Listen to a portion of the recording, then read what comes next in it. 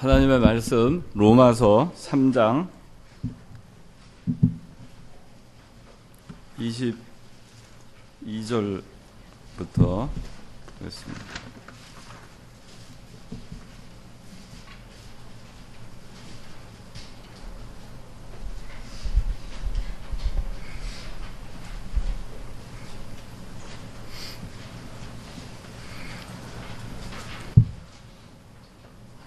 제가 봉독합니다. 하나님의 의는 예수 그리스도를 믿는 믿음으로 인하여 모든 믿는 자에게 주어지는 것이니 거기에는 차별이 없다. 모든 사람이 죄를 범하였으므로 하나님의 영광에 이르지 못하나 그리스도 예수님 안에 있는 구속으로 말미암아 하나님의 은혜로 값없이 의롭다 하심을 받았다. 하나님께서 이 예수님을 그분의 피를 믿음으로 말미암는 속죄 제물로 세우셨으니 이는 하나님께서 오래 참으시며 이전에 지은 죄를 간과하시어 자신의 의를 나타내시려는 것이다.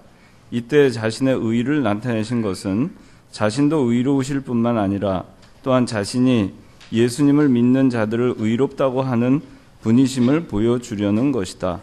그렇다면 자랑할 것이 어디 있느냐? 있을 수 없다.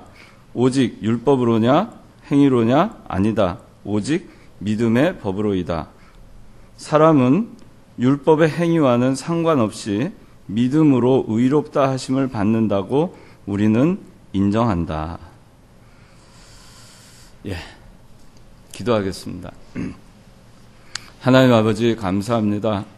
오늘도 거룩한 주일을 저에게 허락하여 주시고 이 시간에 이 청년부로 모여 말씀으로 양육해 하여 주심을 감사드립니다. 이 시간에 칭의의 교리에 대해서 공부하겠사오니 하나님께서 이 시간 함께하여 주시옵소서. 예수님 이름으로 기도드리옵나이다. 아멘. 오늘 웨스트민스터 소요리문답 33문 칭의에 대해서 우리 공부를 하는데 교재 다 받았어요? 혹시 안 받은 분 손 들어보세요.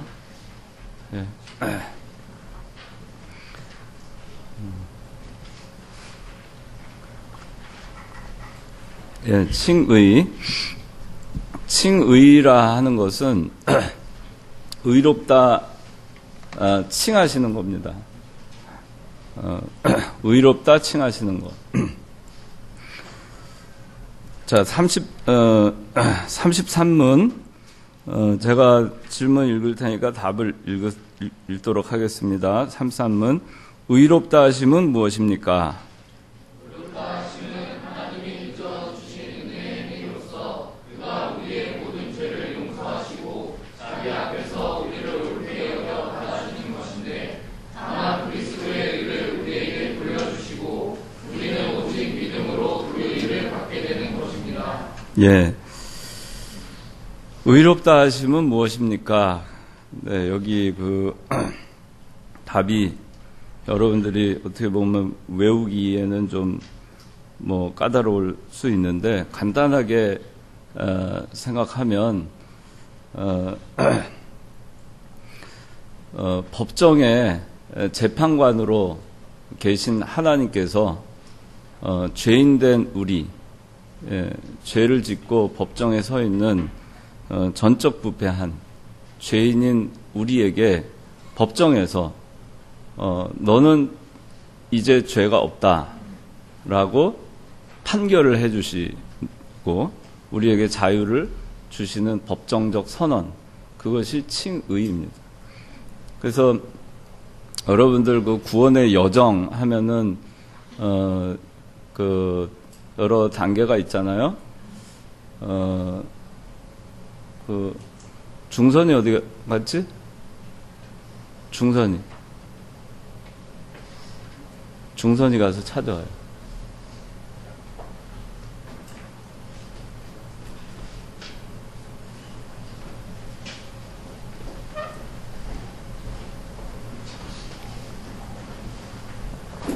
자, 우리 김일국 집사가 구원의 여정 한번 얘기해 볼래요?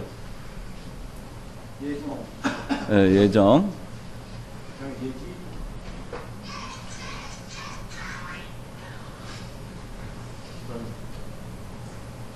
예정. 혹시 구원의 여정 아는 청년? 인철이 얘기해봐. 자, 그러면 따라하세요. 자, 예정. 예, 그 다음에 예정하신 가운데에서 택하셨죠. 그러니까 택하심. 그 다음에 택하신 자를 어떻게 했어요? 부르셨죠. 그러니까 부르심. 자, 부르신 자가 어떻게 됐어요? 중생했죠. 중생을 했으니까 이제 살아났으니까 그리스도를 어떻게 하게 됐어요? 믿게 됐죠. 믿음. 그리스도를 믿으니까 자기의 죄가 생각나서 뭐 하게 됐죠? 회개. 그리고 하나님께서 의롭다 칭해 주신 겁니다. 칭의. 그 다음에 칭의 다음에 그 다음에 뭐죠? 이제 의롭다 칭한 다음에 우리를 뭐로 삼아 주셨죠? 아들 삼아 줬죠. 그래서 양자. 그리고 이제 성화. 그리고 영화. 이게 구원의 여정이에요. 자, 김일국 집사 한번 얘기해 봐요. 예정, 택하심, 진리, 중생, 믿음, 회개, 칭의, 양자, 성화, 영화. 예. 그래서 잘했어요. 여러분들 이거를 그냥 단순히 외우려고 하면은 사실 아마 외우고 나면 또 지나고 나면 잊어버리고 오늘 물어보니까 잘 모르는데 또 잊어버리고 할 거예요. 근데 그거를 이게 논리적인 순서예요. 구원의 여정이라고 하는 거는 시간적 순서가 아니라 논리적 순서예요. 그렇기 때문에 이거를 여러분들이 그냥 외우려고 하지 말고 논리적으로 이거를 순서를 생각을 하면은 잊지 않을 거예요. 그래서 처음에 하나님께서 예정하셨잖아요.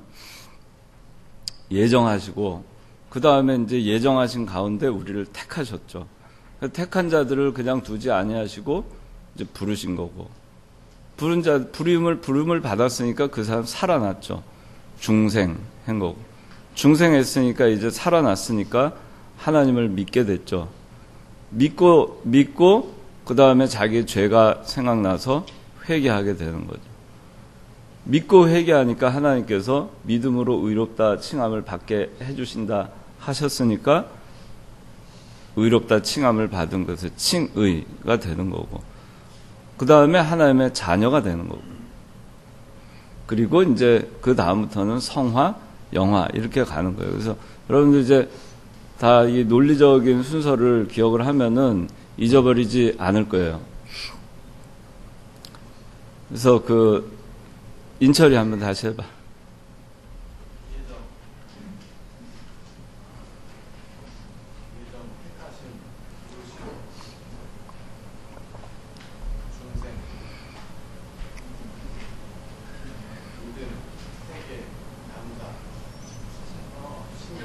예, 틀렸어. 예. 자, 우리 다 같이 한번 해봅시다. 예정. 그 다음 뭐죠?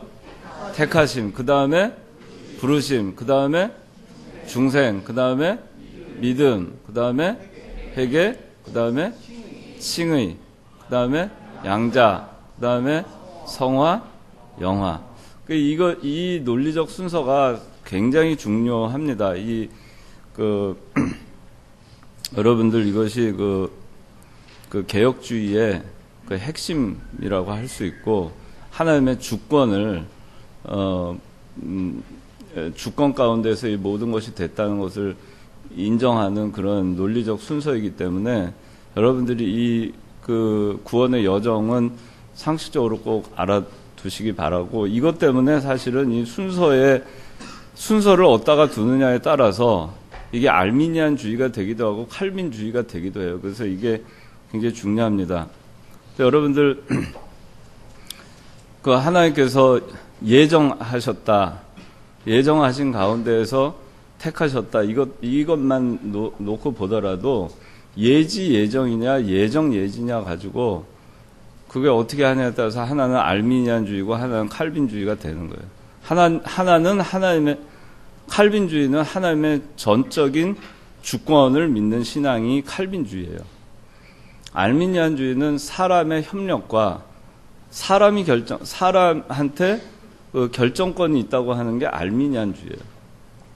그러니까 하나님의 전적인 주권을 인정하지 않는 거죠. 그 사람도 어느 정도 역할을 해야만 된다 하는 것이 그 알미니안주의예요. 근데 하나님께서 예정하시고 그 가운데에서 택하시는 건데 알미니안주의는 그게 아니고 모든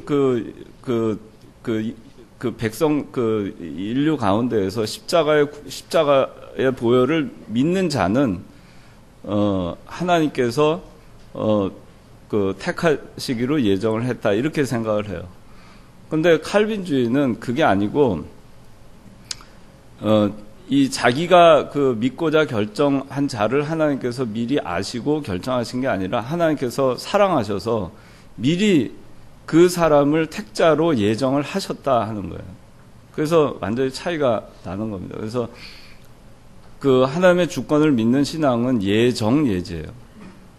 근데 그렇지 않는 알미니안주의는 예지 예정이에요. 여러분들 이게 항상 아마 헷갈릴 거예요.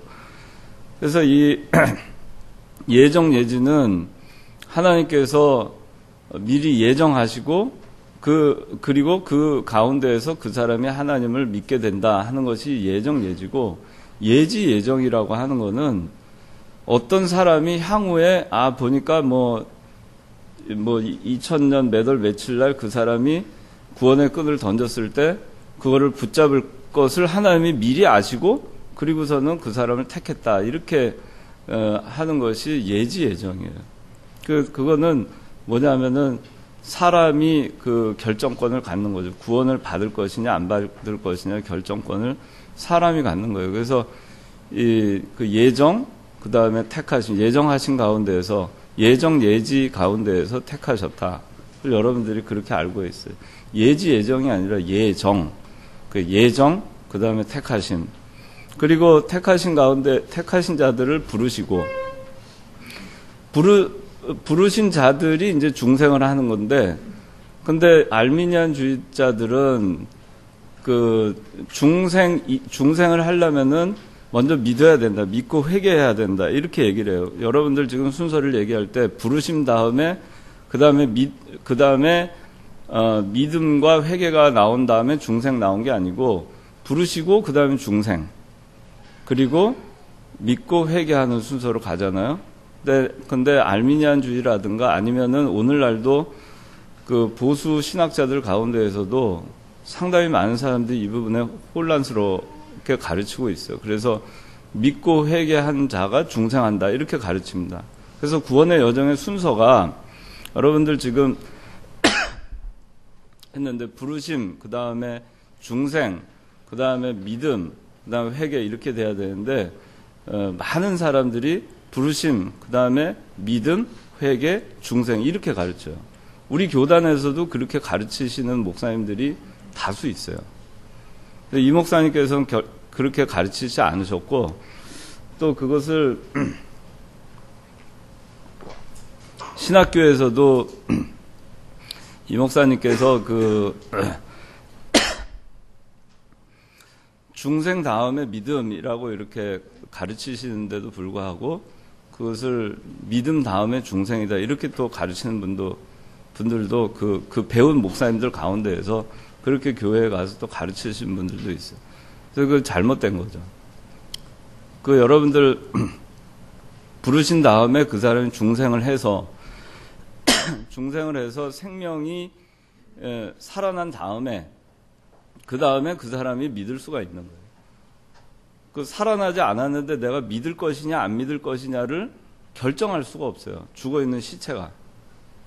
근데 죽어있는 시체가 나는 죽어있는데 영이 죽어있는데 하나님께서 구원의 초청을 할 때 저 초청을 받아들일 것이냐 안 받아들일 것이냐 그것을 내가 결정하는 거예요. 내가 믿을 것이냐 믿고 회개할 것이냐 아니면은 안 믿고 회개하지 않을 것이냐 내가 결정하고 내 선택에 의해서 내 구원이 결정된다. 그렇게 얘기하는 그거는 하나님의 주권을 믿는 신앙이 아니죠. 하나님의 주권이 아니라 나한테 주권이 있는 거예요. 내 구원의 주권은 나한테 있는 거예요. 그래서 그게 잘못된 거예요. 주권이 하나님께 있다는 것이 이것이 칼빈주의예요. 우리 장로교의 기본적인 그 신학입니다. 그래서 여러분들이 이 구원의 여정 이게 어떻게 보면은 아무것도 아닌 것 같은데 여러분들 이것을 순서를 정확하게 아는 것이 굉장히 중요합니다.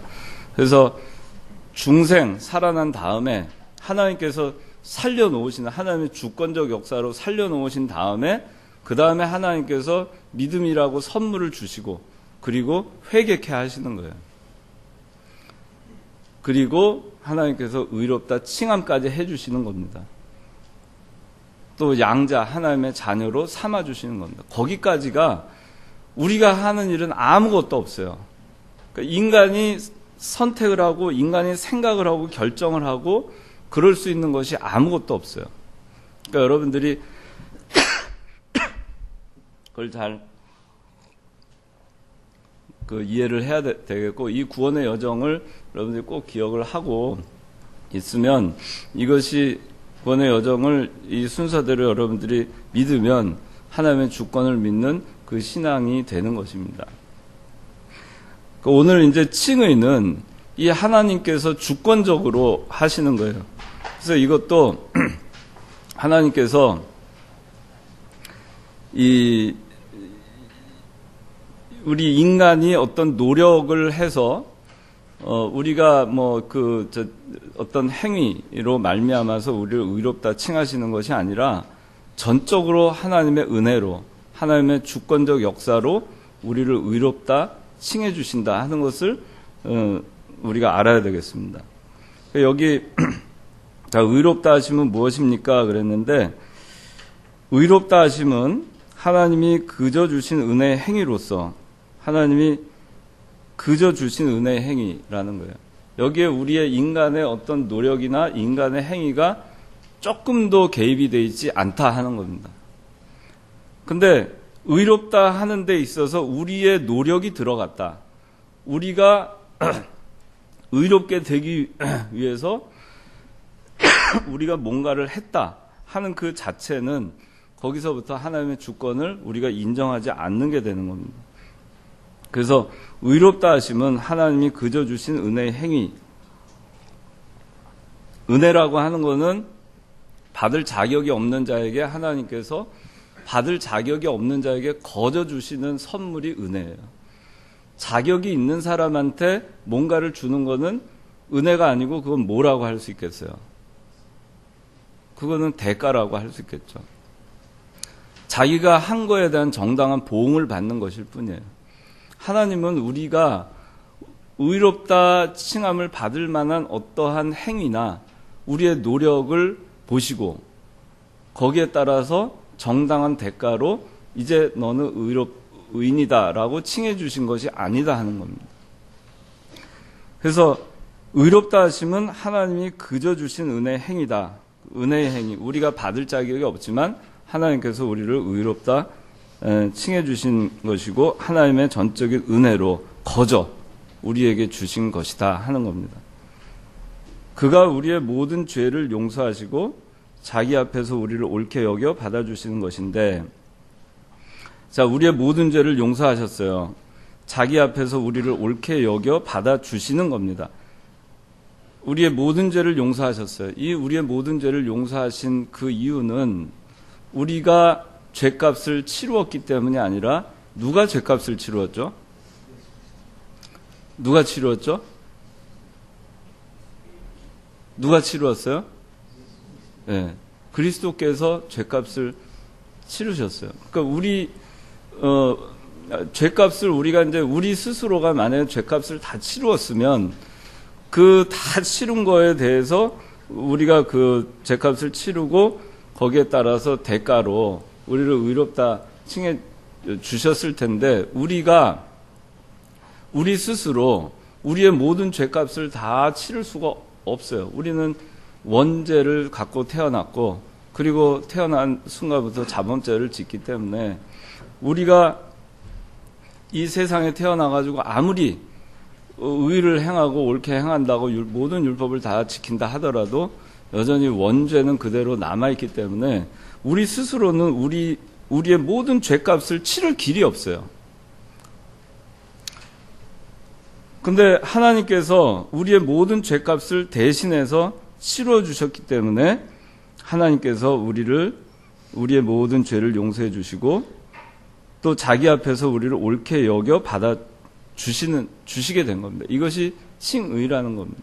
하나님께서 자기 앞에서 우리를 옳게 여겨 받아 주신다.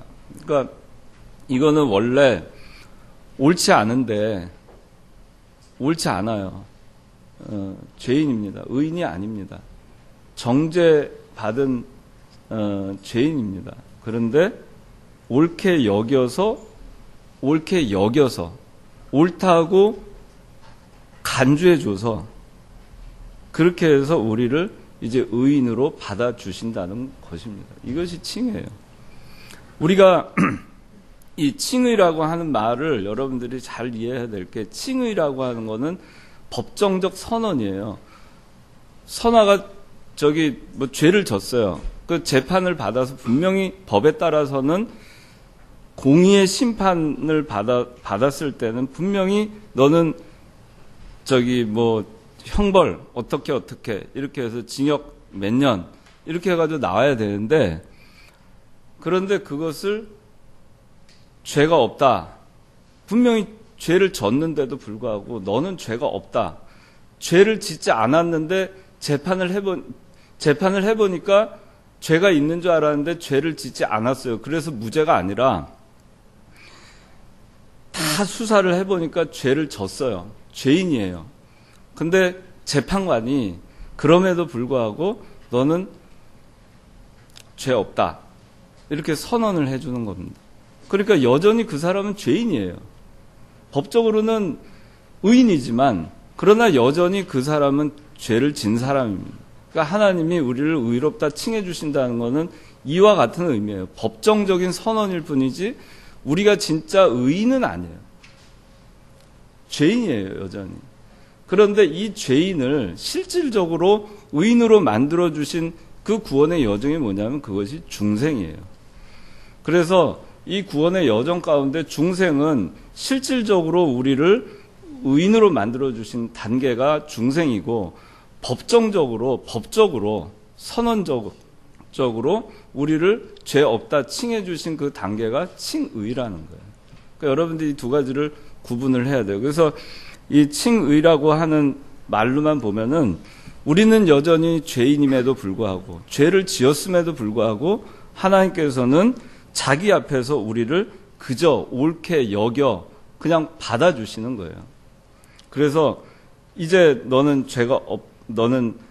죄인이라고 할 수 없다. 너는 의인이다. 이렇게 법정에서 선언을 해주시고 자유인으로 그 사람을 법정에서 풀어주는 겁니다. 그 얼마나 이것이 참 귀한 것인지 모릅니다. 우리가 죄의 삭은 사망이고 공의로는 심판뿐이에요. 자, 로마서 6장 23절.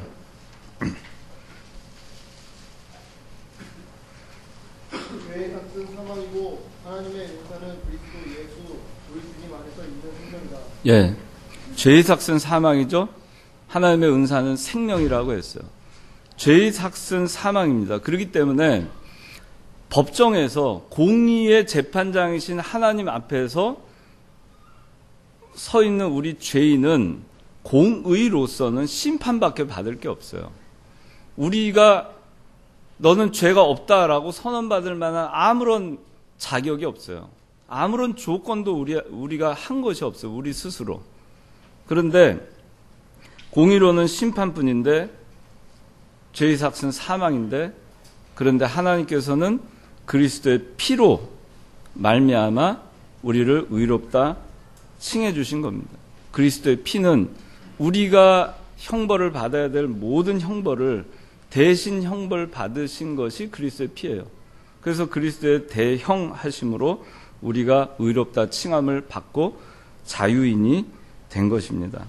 오늘 읽은 본문 로마서 3장 25절 한번 읽어보세요. 하나님께서 이 예수님을 그분의 피로 믿음으로 말미암는 속죄제물로 세우셨으니 이제 하나님께서 오래 참으시며 이전에 지은 죄를 간과하시어 자신의 의를 나타내시려는 것이다. 예, 여기 보니까 하나님께서 이 예수님을 그분의 피를 믿음으로 말미암는 속죄 제물로 세우셨어요.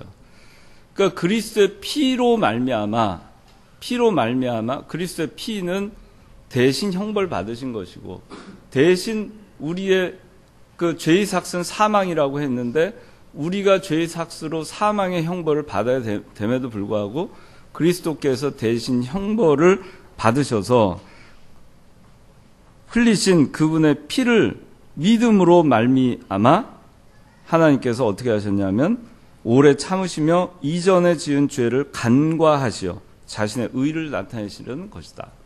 이전에 지은 죄를 간과한다. 그냥 오버룩하는 거죠. 죄를 지었는데도 그냥 지나가는 거예요. 뭐 선아 얘기해서 미안해, 선아 죄인 뭐 무슨 세상에서 죄 졌다는 게 아니라 죄를 졌는데 그냥 지나쳐 가는 거예요. 그냥 오버룩 간과해 주는 거예요. 분명히 죄인이에요. 그런데 죄 없다고 그냥 지나쳐 가시는 거예요. 마치 애굽에서 마지막 10번째 재앙, 6월절 재앙이 있었죠.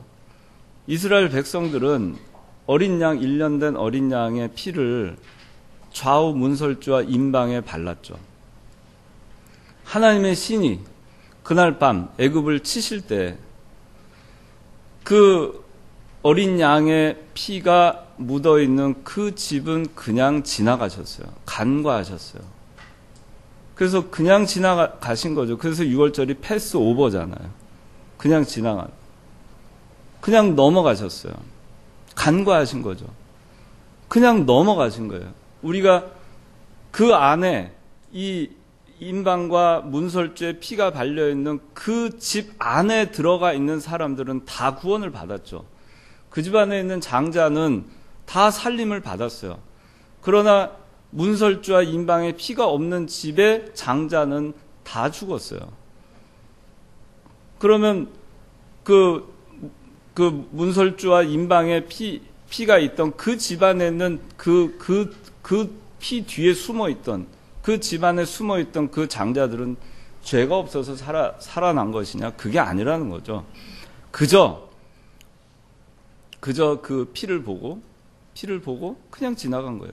하나님께서 마찬가지로 그리스도의 피를 보고 우리가 여전히 죄가 있음에도 불구하고 그냥 간과하시는 겁니다. 그냥 지나가시는 겁니다. 그것이 칭의예요. 우리를 의롭다 그냥 칭해 주시는 그 과정이 자기 앞에서 우리를 옳게 여겨 받아 주시는 겁니다. 그리고 다만 그리스도의 의를 우리에게 돌려주시고 우리는 오직 믿음으로 그 의를 받게 되는 것입니다. 그리스도의 의를 우리에게 돌려주실래니까 우리의 죄는 누구에게 돌려졌죠? 그리스도께 돌려졌어요. 이 전가라고 하는 거는 이 그리스도의 의가 우리에게 전가가 되고 우리의 죄가 그리스도에게 전가가 된 겁니다. 동시에 전가가 된 거예요. 그래서 그리스도께서 십자가에 못 박혀 죽으실 때 우리의 정과 욕심도 함께 십자가에 못 박았다라고 사도 바울은 얘기하고 있어요.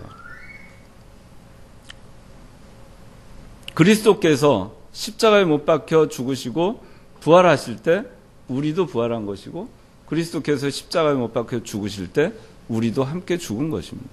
그렇게 함으로써 그리스도의 피로 인해서 우리가 의롭다 칭함을 받게 된 겁니다. 자, 그래서 여러분들 그 칭의 하면은 중생과 다르다. 중생은 실질적으로 우리가 의롭게 된 과정이 중생이고 칭의는 우리를 옳게 여겨 그냥 죄를 간과하고 죄인임에도 불구하고 법적으로 너는 이제부터 죄인이 아니야 이렇게 해주시는 거예요. 그 여러분들이 이것이 얼마나 귀한 것인지 알아야 됩니다. 나중에 우리가 하나님 앞에 심판자의 자리 심판받을 때 우리는 이미 구원받을 때 하나님께서 우리를 의롭다 칭해 주셔서 법정에서 이미 심판을 했어요. 한 번 재판을 했습니다. 다시 재판하지 않아요. 그래서 믿는 사람은 심판이 없어요. 또 다른 심판이 없습니다. 우리는 나중에 예수님 재림하시고 천년왕국이 지나가고 백보자 심판할 때도 우리에게는 하늘나라에 영원한 하늘나라에 얼마만큼의 상급이 있을 것이냐 우리의 공력에 따른 상급의 차이가 있을 뿐이지 우리가 죄에 대한 어떤 심판이 우리에게 별도로 있지 않아요. 세상에서도 일사부재리의 원칙이라고 있잖아요. 한 번 재판한 걸 갖다가 또 하지 않잖아요. 그러니까 하나님 앞에 우리는 이미 재판을 받았어요. 재판받아서 우리는 의롭다 법정에서 칭함을 받았습니다. 그 justification이라고 그러는데 법정에서 우리는 의롭다 이미 칭함을 받았어요. 다시 재판받을 필요가 없어요. 자, 1번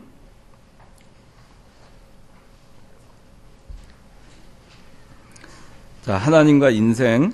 자, 1번 의로우신 하나님 다 같이 읽읍시다. 시작.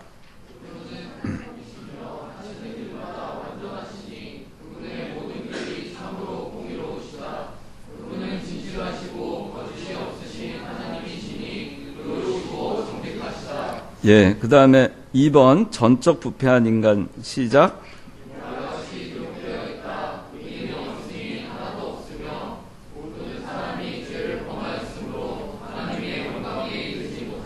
예. 자, 이제 제가 이 전체적인 걸 다 설명을 이미 했기 때문에 이거는 이제 그 보완해서 여러분들이 이해할 수 있을 것 같아요. 하나님과 인생의 관계는 하나님은 의로우신 하나님이에요. 공의로우신 하나님. 공의로우신 하나님. 공의로우신 하나님. 공의라고 하는 거는 모든 이 앞에 공평한 모든 이에게 똑같이 적용되는 의를 얘기하는 거예요. 그게 공의예요. 누구에게는 이렇게 적용하고 또 저 사람한테는 달리 적용하고 그건 의롭다 할 수 없죠. 하나님은 공의의 하나님이십니다. 모든 퍼블릭에게 공정하게 똑같이 적용하는 하나님의 의예요. 그런 하나님이십니다. 공의로우신 하나님. 그렇기 때문에 예외가 있을 수 없어요. 공의로우신 하나님 앞에 죄인은 무조건 심판받는 겁니다. 아까 얘기했지만 죄의 삭은 사망이에요. 또 피 흘림이 없은 즉 사함이 없다고 히브리서 기자는 얘기하고 있어요. 피 흘림이 없으면 사함이 없어요. 공의로운 재판장이신 하나님, 그 앞에 서 있는 인간은 전적 부패한 인간이에요. 죄인일 뿐입니다. 그러면 우리가 지금 법정에 공의로우신 재판장이신 하나님 앞에 전적 부패한 인간으로서 전적 부패한 죄인으로서 죄수의 신분으로 지금 법정에 서 있는 거예요. 그런 상황이에요. 하나님과 인생의 관계는 그런 관계였어요. 그런 관계였는데 하나님께서 여기서 뭐라 그러시죠? 너는 죄가 없다. 그렇게 선언해 주세요. 우리는 이제 영원토록 지옥의 형벌을 받을 그 심판, 그 두려움에 사실은 떨어야 되는데 재판정 앞에서. 그런데 거기서 하나님이 너는 죄가 없다. 그렇게 선언해 주세요. 그것이 한 10년, 100년 동안 자유인이 되는 게 아니고 영원히 자유인이 되는 거예요. 그것이 얼마나 이것이 귀한 것인지 알 수가 없어요. 여러분들 세상에서도 죄를 짓고 온갖 흉악범들이 많이 있잖아요. 우리는 그 흉악범들에 대해서 손가락질을 하죠. 우리가 그 흉악범들보다 나을 것이 있을까? 사도 바울은 자기가 죄인 중에 괴수라고 했어요. 사도 바울 같은 사람이 죄인 중에 괴수인데 우리는 그런 죄인 중에 괴수라고 우리도 해도 될까? 우리는 이 하나님 앞에는 참 고개도 들 수 없는 죄인이에요. 그 법정 앞에서는 우리는 이렇게 용서를 구할 수 있을 만한 어떠한 그것도 없죠. 여러분들 세상에서 죄를 지은 사람들이 아주 흉악한 범죄를 저지른 어떤 죄인이 법정에 서서 이제 모든 법에 따르면은 검사가 사형 구형을 합니다. 변호사도 더 이상 어떻게 방어할 길이 없어요. 그 사형 구형에 대해서 그 사람을 살릴 수 있는 길이 없습니다. 무기징역이라는 얘기도 할 수가 없는 그런 흉악한 범죄를 저질렀어요. 그래서 나는 이제 살 가망이 없구나 라고 고개를 떨구고 절망하고 있을 때 그 재판관이 뜻밖의 선언을 하는 겁니다. 판결문을 다 읽고 그리고 당신은 무죄입니다.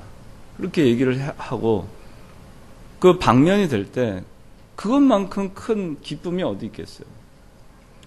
죄수에게 있어서 사형수에게 있어서 가장 큰 복된 소식이 뭐가 있겠어요.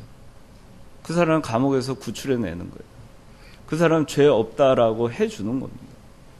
법정에서 선언을 해주는 것이 정말 중요해요. 그 사람이 죄가 없다, 너 죄가 없어, 난 너를 믿어. 모든 사람들이 다 그렇게 얘기해도 법정에서 그 사람을 죄인으로 구형을 하고 그리고 감옥 살게 하면 길이 없는 겁니다. 그렇기 때문에 이 칭의가 중요한 거예요. 중생으로 끝나는 것이 아니라 우리가 의인이지만 중생했기 때문에 의인이지만 그러나 하나님께서 법적으로 우리를 의롭다 칭해 주시는 것이 얼마나 귀한지 몰라요. 이제는 감옥에서 나가는 겁니다. 나가서 자유인이 돼서 세상을 살아갈 수 있어요. 이걸 여러분들 상상을 한번 해보세요. 죄수에게 있어서 이거보다 복된 소식이 어디 있어요. 그런데 우리는 영원한 지옥 형벌에 들어가서 그 영원한 지옥이라고 하는 지하 감옥이죠. 지옥이라고 하는 그 지옥이라고 하는 그 옥살이를 영원히 해야 되는 그 우리를 지옥에서 벗어나게 해줬을 뿐만 아니라 영원한 하늘나라에 살게 약속해 주셨잖아요. 이것이 얼마나 큰 건지 모릅니다. 이 칭의라고 하는 것이.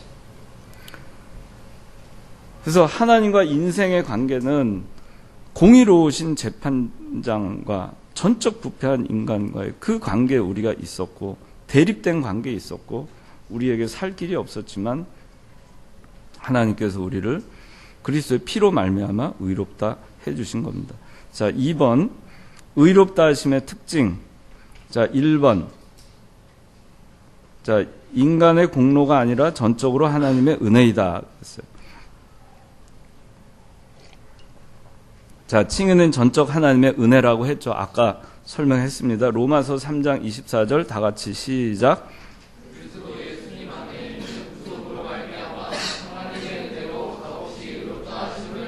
예. 그런데 하나님의 은혜가 아니라 내가 믿었기 때문에 구원을 받았다. 내가 믿음이라는 걸 선택했기 때문에 구원받았다. 라고 하는 것은 내 믿음의 대가로 구원받았다라고 믿음이라는 내 행위, 내가 결정한 그 행위, 그거에 의해서 의롭다 함을 받았다라고 주장하는 것과 같아요. 그건 잘못된 겁니다. 성경에 분명히 하나님의 은혜로 값없이 의롭다 하심을 받았다고 성경에 분명히 나와 있어요. 나와 있는데도 불구하고 아니야. 하나님의 은혜가 아니야. 내가 개입했어. 내가 구원의 밧줄을 잡았어. 값이 있어. 내가 행위로서 의를 행했어. 내가 노력을 했어. 그게 뭐죠? 다 값 있게 의롭다 함을 받았다고 주장하는 거기 때문에 성경하고 틀려요. 그래서 여러분들 이 부분을 정확하게 알아야 됩니다. 그 다음에 2번 예수 그리스도를 믿음으로써 주어진다. 의롭다 하심의 특징은 첫째가 하나님의 은혜라는 거, 두 번째는 예수 그리스도를 믿음으로써 주어진다. 그래서 1번 자, 율법의 행위가 아니라 오직 예수님을 믿는 믿음으로 되는 것이다. 갈라디아서 2장 16절 다 같이 시작.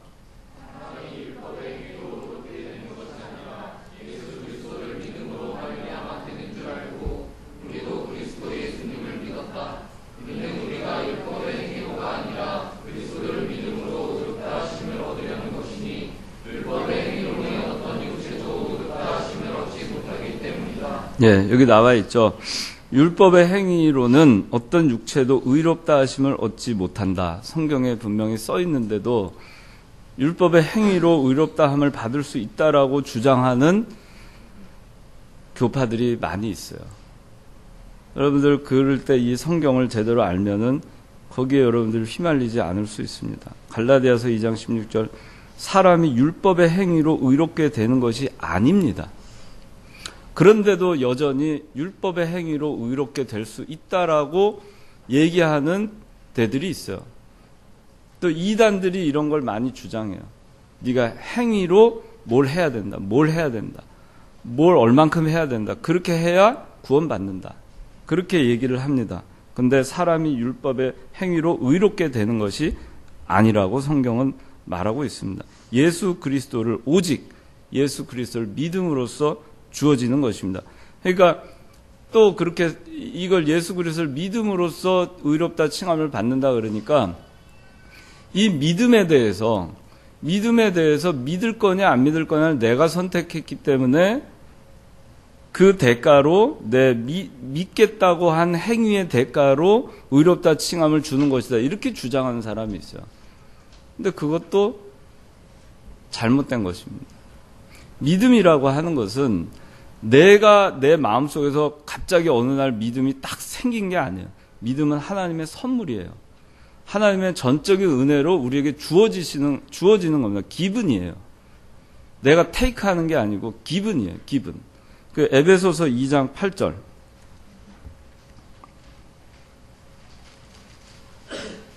자, 에베소서 2장 8절 다 같이 찾읍시다. 다 같이 찾아서 읽읍시다. 중요한 말씀이니까.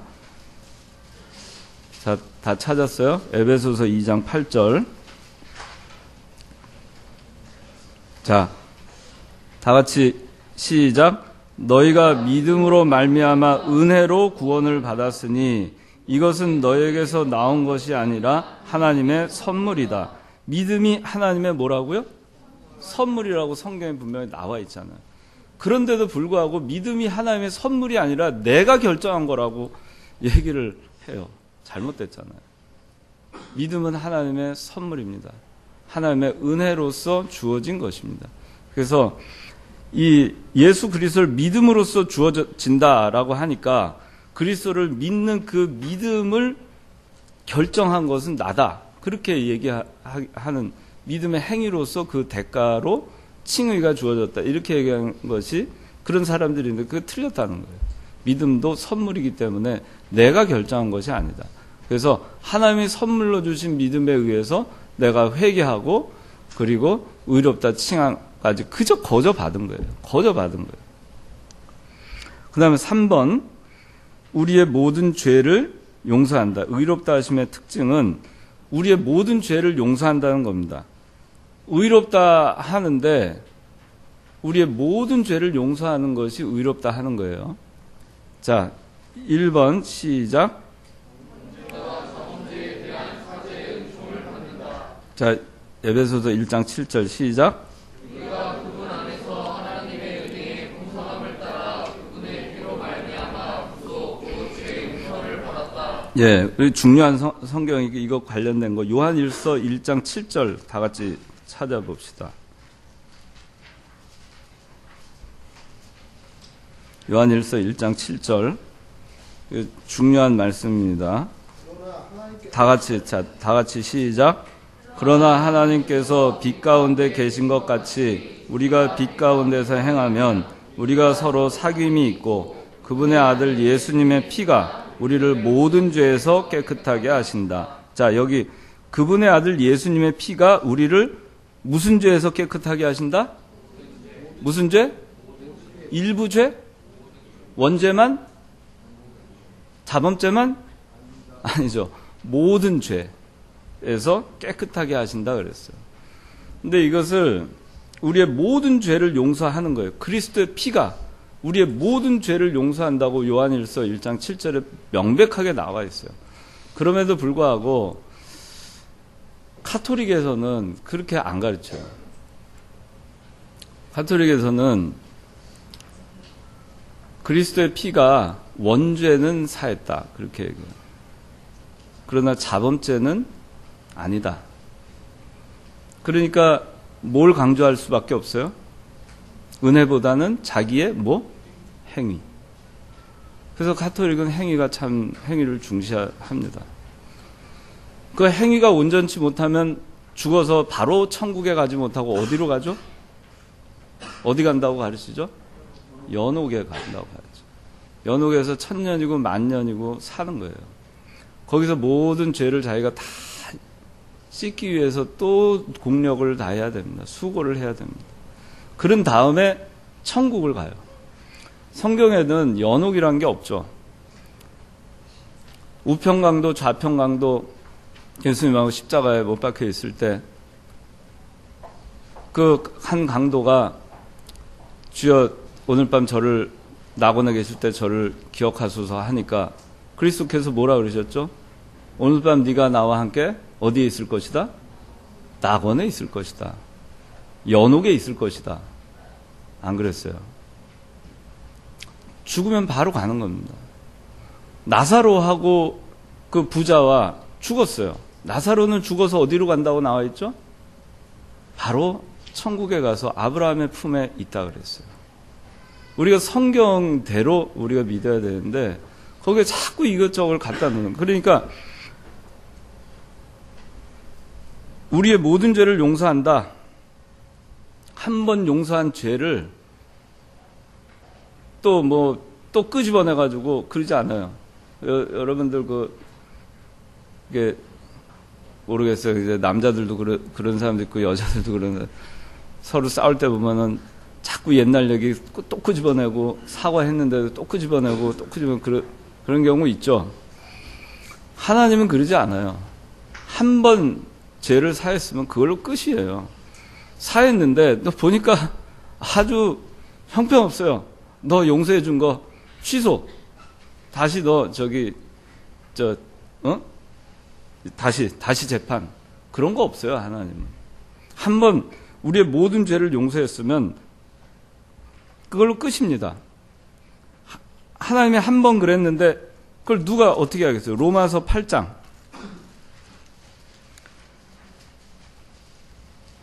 로마서 8장 34절.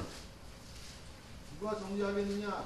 죽으셨을 뿐 아니라 살리심을 받으신 분은 그리스도 예수님이시다. 네. 누가 정죄하겠느냐? 하나님이 우리를 의롭다 칭하셨는데 누가 정죄해요? 칭의의 반대가 정죄예요. 정죄의 반대가 칭의고. 누가 정죄해요? 하나님이 우리를 칭의하셨는데 누가 감히 정죄합니까? 아무도 정죄하지 못해요. 우리의 모든 죄를 용서하신 거고 그거는 영원한 것입니다. 한 번 용서받은 건 영원한 거예요. 효력이 영원한 거예요. 그리고 여기 1번에 원죄와 자범죄에 대한 사죄의 은총을 받는다 그랬어요. 모든 죄, 요한일서 1장 7절에 모든 죄, 그리스도의 피로 모든 죄를 다 용서함 받았다 그랬잖아요. 그런데 원죄만 용서받았다. 그 자범죄는 네가 진 죄이기 때문에 네가 성경을 지켜야 된다. 그렇게 해야 성화가 되는 것이다. 그건 네 몫이다. 그렇게 하면은 그거는 이 요한일서 1장 7절에 맞지도 않고 그리스도의 피가 불완전하다는 겁니다. 그리스도의 보혈의 피가 우리의 주홍같이 붉은 모든 죄를 양털과 같이 희게 해주신다 그랬는데 조금 얼룩이 남게 희게 해준다는 얘기예요. 세탁은 했는데 얼룩이 남아있는 거예요. 그렇게 예수님의 피의 불완전성을 그렇게 주장을 해서는 우리가 온전한 신앙이 될 수가 없어요. 그래서 이 의롭다 칭할 때에는 원죄는 용서해주고 자범죄는 용서 안 해주고 그렇게 한 게 아니에요. 선별적으로 의롭다 칭한 게 아니라 모든 죄에 대해서 사해주고 의롭다 칭해준 거예요. 원죄와 자범죄 다 포함해서. 자, 그 다음에 4번. 그리스도의 의의 전가. 자, 다 같이 읽어봅시다. 시작.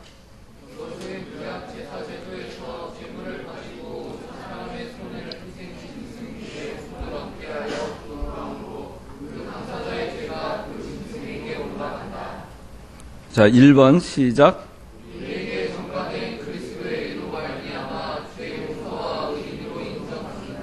자, 로마서 4장 25절 시작.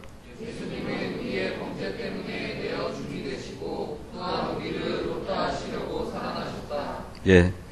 자, 그리스도의 의의 전가, 이 임퓨테이션이라고 하는, 이 전가라고 하는 거는 구약시대 때부터 아주 오랫동안 이 전가의 교리를 그 구약의 의식에서 많이 가르쳐 줬어요. 하나님께서는.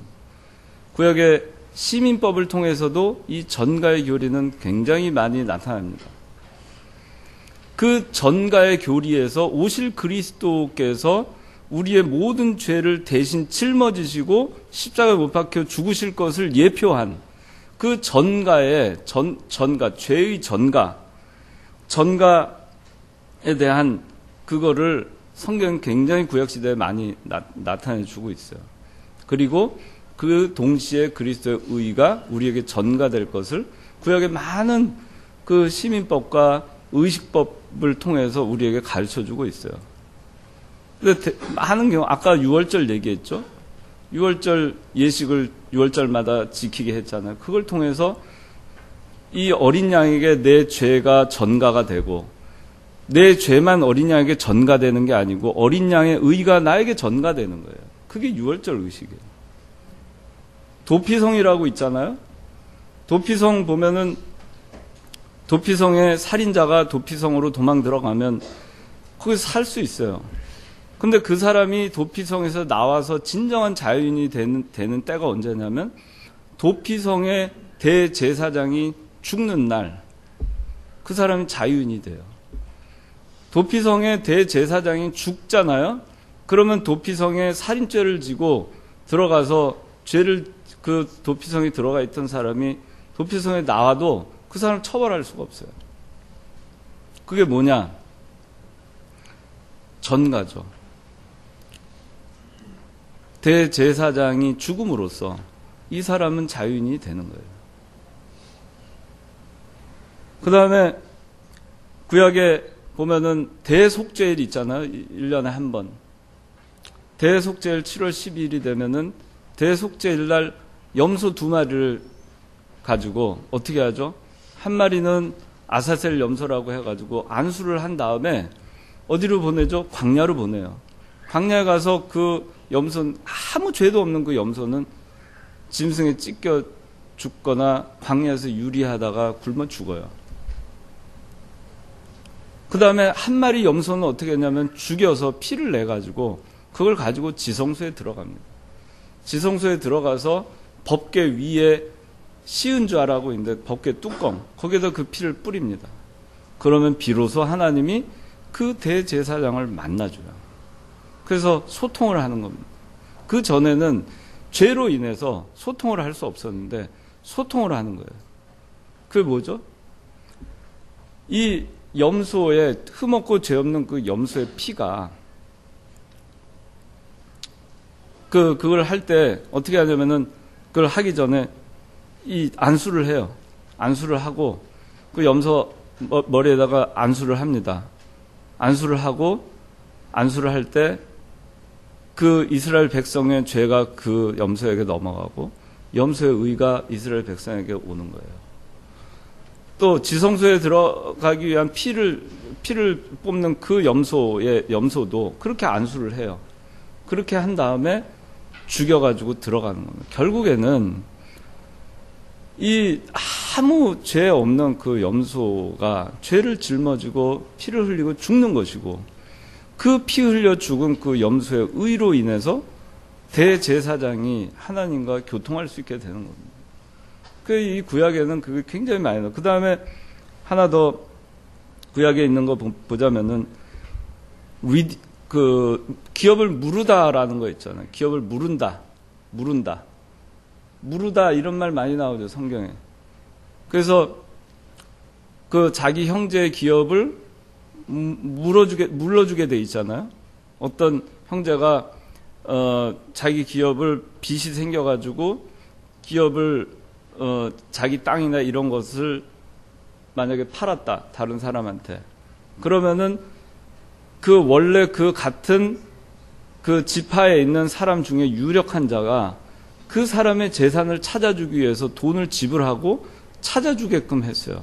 그것이 기업을 무르게끔 했어요. 그 기업을 무르는 그 시민법이 있어요.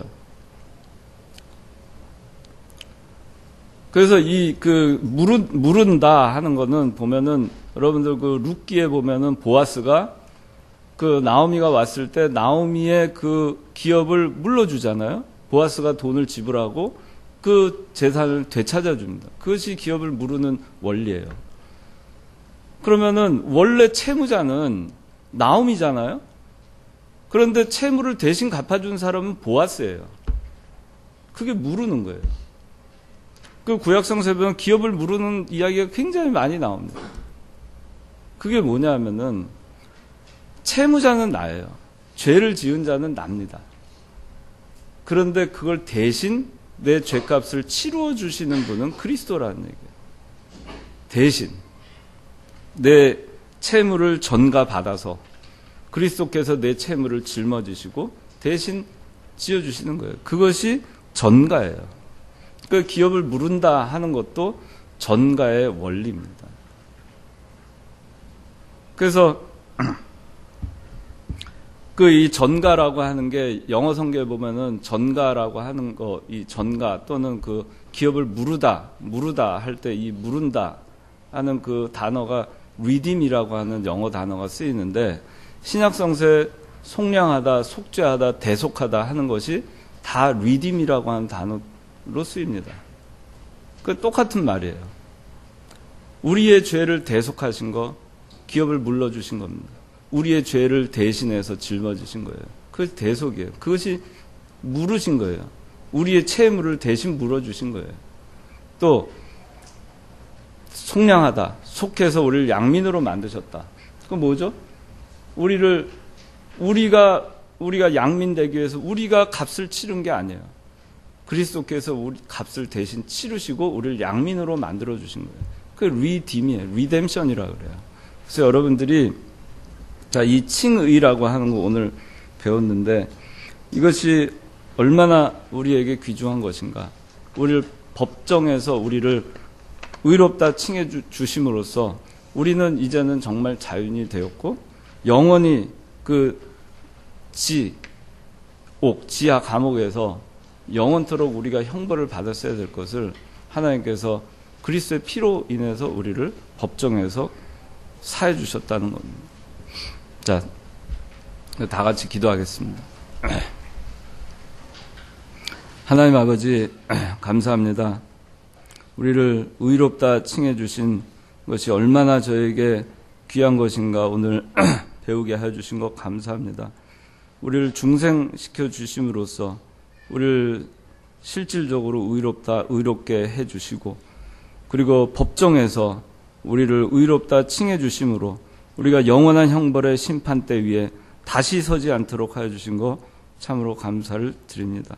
우리가 의롭다 칭함을 받은 의인으로서 이제 죄와 사망 가운데에서 또 감옥에서 사형수의 신분으로서 저희가 그 가운데서 두려움과 공포 가운데 저희가 살았을 뻔한 저희들 이제 거기서 해방시켜 주셨는데 이제 저희들의 삶이 헛되지 않도록 그리스도의 피로 인해서 우리가 대신 그리스도의 그 형벌 받으심으로 인해서 우리가 의롭다 칭함을 받았으니 그리스도의 피가 헛되지 않도록 저희가 이 세상에서 믿음으로 잘 살 수 있게 도와주시옵소서.